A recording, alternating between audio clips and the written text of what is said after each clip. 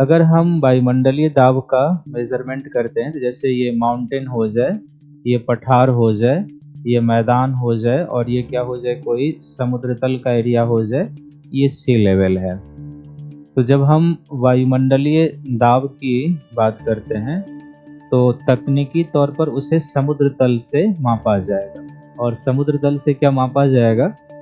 तो इसका अर्थ होता है कि समुद्र तल हो या धरातल हो, उसके 1 वर्ग सेंटीमीटर क्षेत्रफल पर, जैसे कि हम मान लेते हैं कि ये मैदान का एरिया है और इस मैदान के एरिया पर ये 1 वर्ग सेंटीमीटर क्षेत्रफल है।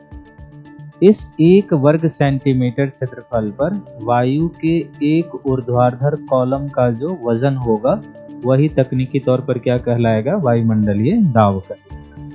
जैसे कि मान लीजिए कि इस ऊंचाई तक क्या है? वायुमंडल है। हम मान लेंगे कि ये वायुमंडल की ऊपरी सीमा है और यहाँ से हम जाएंगे तो समुद्र तल या धरातल हो जाए।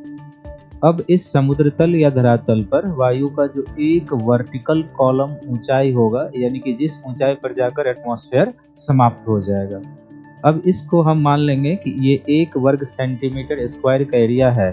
तो एक वर्टिकल कॉलम बन गया, क्योंकि 4 एरिया इसके आगे, 4 भुजा आगे।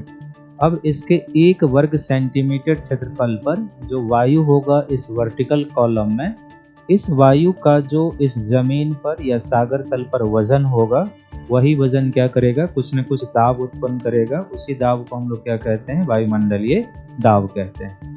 वायुमंडलीय दाब मापने के लिए नॉर्मली बैरोमीटर का यूज़ किया जाता है, लेकिन जलवायु विज्ञान में क्लाइमेटोलॉजिस्ट या जो जलवायु वेता होते हैं, उनके द्वारा वायुमंडलीय दाब मापने के लिए एक इकाई का यूज़ किया जाता है, जिसको हम क्या कहते हैं? मिलीबार कहते हैं। इसको छोटे m और छोटे b से डिनोट किया जाता है।